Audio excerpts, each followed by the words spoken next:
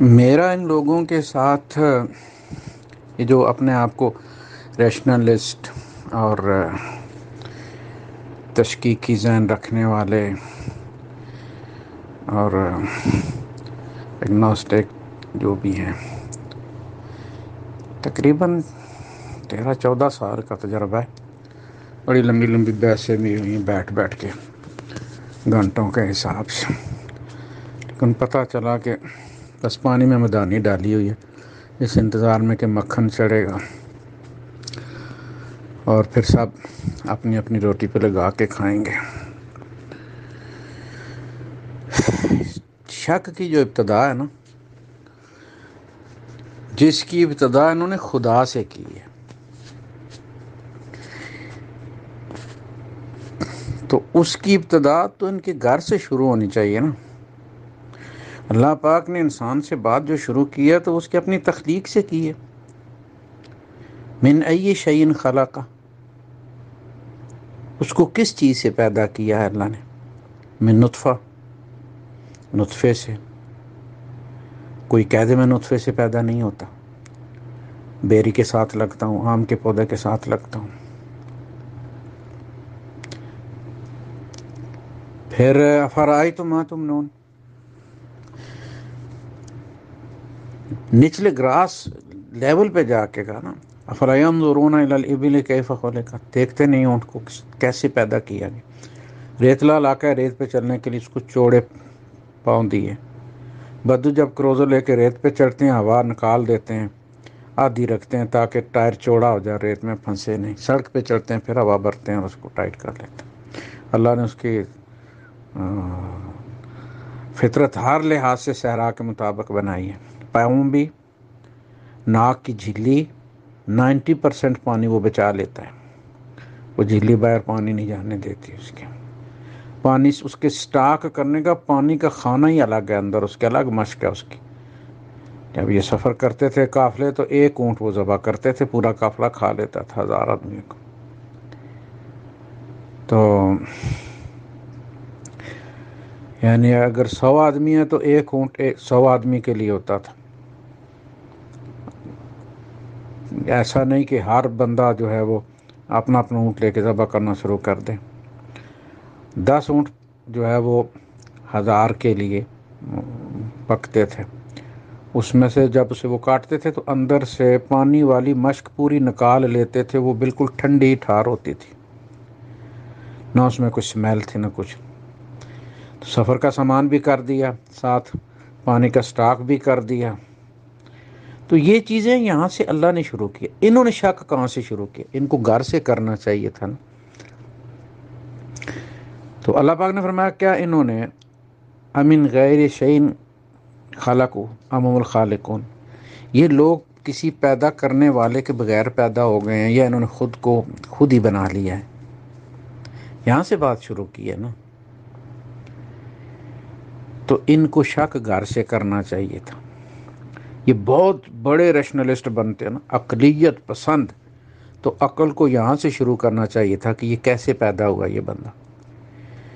اس کی ماں اس کو کہہ رہی ہے کہ یہ تیرا باپ ہے، اس کو کیا کنفرم ہے کہ وہ اس کا باپ ہے؟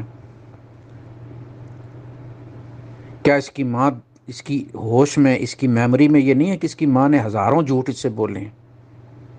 کوئی چیز کہتی ہے کہ میں دوں گی، بعد میں نہیں دیتی، اس کے سامنے وہ دوسرے لوگوں سے جھوٹ بولتی ہے، چیز ہوتی ہے اور ان کو کہتی ہے کوئی نہیں ہے، پیسے ہوتے ہیں اور کہتی ہے نہیں ہمیں تو خود ضرورت ہے۔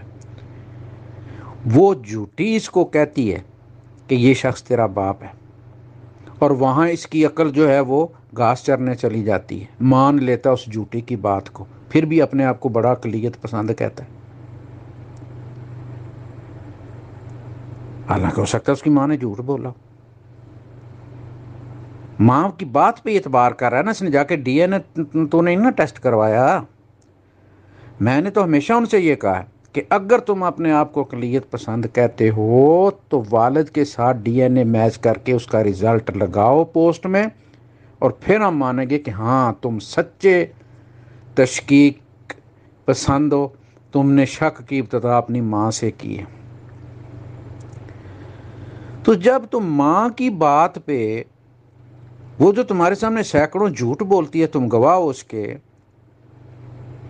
چغلی، غیبت، گالی گلوچ، یہ سب اس کی ذات میں موجود ہے، اس کے باوجود تم ایک شخص کو اس کے کہنے پر باپ مان کر اپنی ساری زندگی اس کے قدموں میں رکھ دیتے ہو۔ اور ہم ایک ایسے شخص کی بات کو اگر مان لیتے ہیں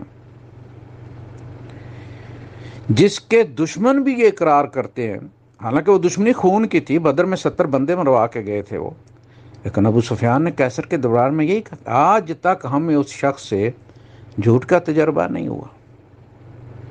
انہوں نے یہ کہا پہلے جھوٹ بہت بولتا تھا، بچپن میں بولا کرتا تھا، بعد میں نیک ہو گیا، نہیں، انہوں نے کہا آج تک ہمیں اس سے جھوٹ کا تجربہ نہیں ہوا۔ دشمن کہہ رہا ہے تو ہم اس کی بات مان لیں تو ہم ہو گئے اندھے بہرے، اور تم اپنی جھوٹی ماں کے کہنے پر اس کی بات مان لو مجرد، تو تم بڑے اقلیت پسند آئے ہو۔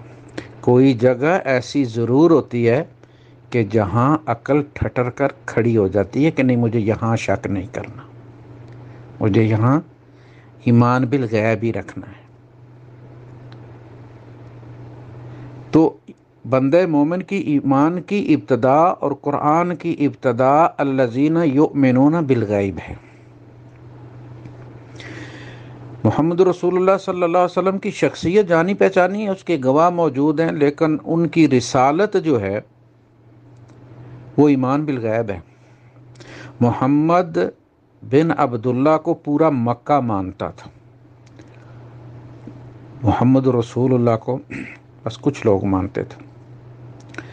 تو نبی کی رسالت پر ایمان بالغیب ہے۔ نبی جب ڈکٹیٹ کرواتے تھے، فرماتے تھے یہ قرآن نازل ہوا ہے، تو ہمارے پاس کوئی ایسا پیمانہ نہیں کہ جس سے اس کو اللہ کا کلام ثابت کر سکیں ہم، کہ جناب اس کو ہم چولہے میں رکھتے ہیں تو آگ جل جاتی ہے، پہاڑ پہ رکھتے ہیں تو وہ پگھل جاتا ہے، اور فلاں کی جیب میں رکھتے ہیں تو ڈالر آنا شروع ہو جاتا ہے۔ کوئی ایسی نشانی نہیں، عربی کلام ہے۔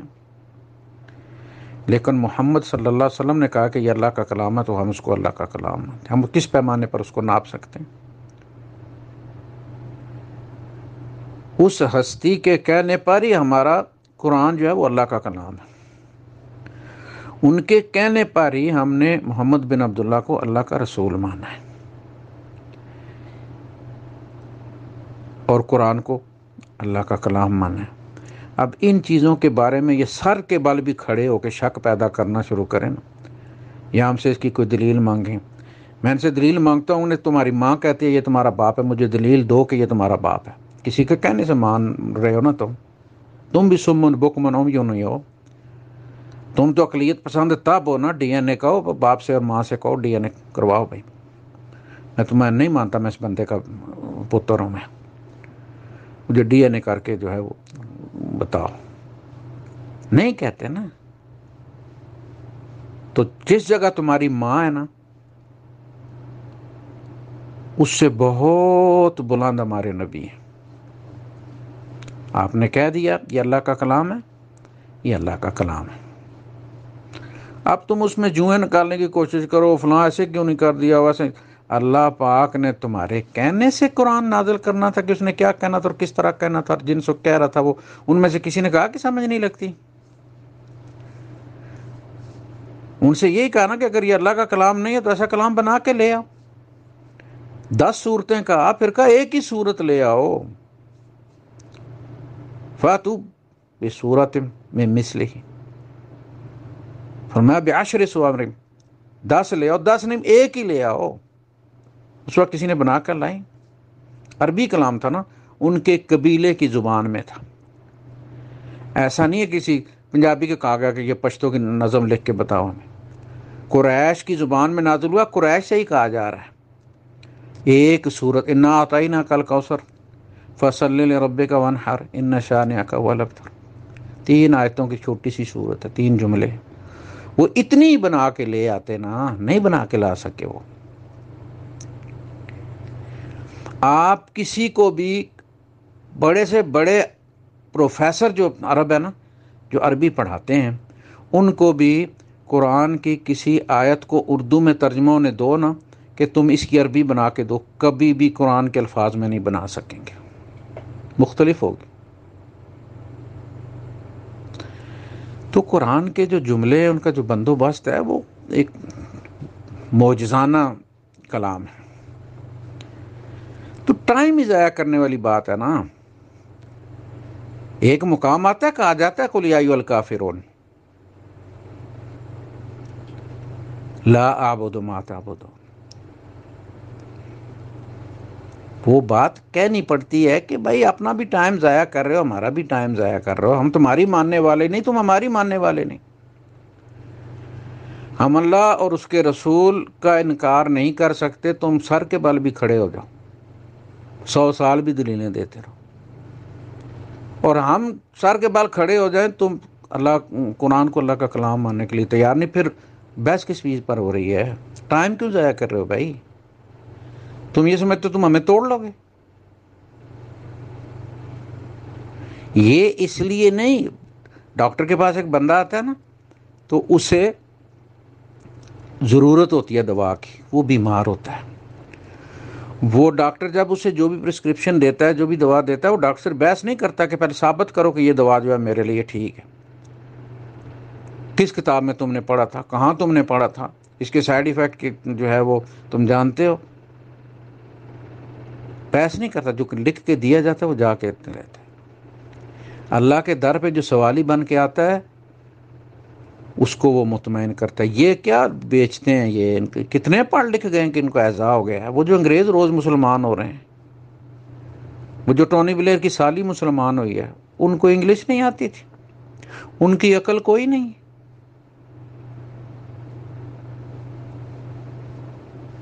اس لیے یہ اس قسم کے لوگوں کے ساتھ بحث مباحثے کا کوئی فائدہ نہیں ہے. اللہ پاک اسی کو ہدایت دیتا ہے جو چاہتا ہے کہ اسے ہدایت ملے، اور جو چاہتا ہے کہ اس کو گمراہی ملے تو اسے چھوڑ دیتا ہے گمراہ ہونے کے لیے. اللہ کسی کو زبردستی مسلمان نہیں بناتا. اگرچہ وہ نبی کا باپ ہو، نبی کا بیٹا ہو، نبی کی بیوی ہو، وہ نہیں ایمان لانا چاہتے، اللہ زبردستی ان کو نہیں ایمان نصیب کرتا کہ یہ میرے نبی کی بےزتی ہو جائے کہ دیکھو جی اس کی بیوی اس کو نبی نہیں مان رہی، اس کا بیٹا اس کو نبی نہیں مان رہا، لہٰذا نبی کی عزت کی خاطر جو ہے وہ میں اس کو ہدایت دے دوں. نہیں، یہ اس کے اصول کے خلاف ہے. اس کی انا اس چیز کو نہیں تسلیم کرتی. اس لیے فرمایا لا اکراہ فی الدین، کوئی جبر نہیں ہے دین میں. اگر کسی بیٹی کے قدموں پر باپ اپنی پگ رکھ کے اس کو راضی کرے کہ تو فلاں بندے سے شادی کر لے، تو اس بندے کے لیے ڈوب مرنے کا مقام ہے.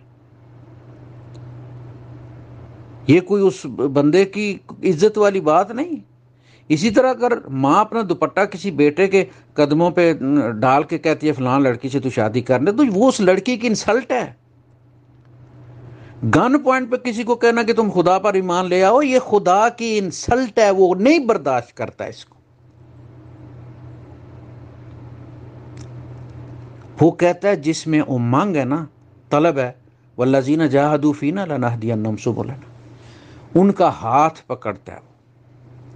اور جن کو نہیں چاہیے فَإِن تَكْفُرُوا فَإِنَّ اللَّهَ غَنِيٌّ عَنْكُمْ، اگر تم کفر کرتے ہو تو اللہ تم سے غنی ہے، اسے تمہاری کوئی ضرورت نہیں ہے. تو اس لیے ہمیں اللہ سے زیادہ اللہ کا ہمدرد بننے کی ضرورت نہیں ہے. اگر ان کے دل میں ہدایت کی طلب ہوگی نا، کسی سوال کے جواب کی پیاس ہوگی، تو وہ ضروری نہیں کہ میں دوں یا آپ دیں. میرا مالک کہیں نہ کہیں کسی ذریعے سے کوئی کتاب وہ پڑھیں گے، کوئی تحریر پڑھیں گے، کوئی ویڈیو دیکھ لیں گے کلپ، تو وہاں سے انہیں مل جائے گی. یہ اس کا وعدہ ہے، تم طلب کرو گے ہم ہاتھ پکڑیں گے. لیکن اگر تمہیں ضرورت نہیں ہے تو ہمیں بھی ضرورت نہیں تمہیں ہدایت دینے کی. کوئی ہمارا کام پھنسا ہوا نہیں ہے تمہارے نہ ہونے کی وجہ سے.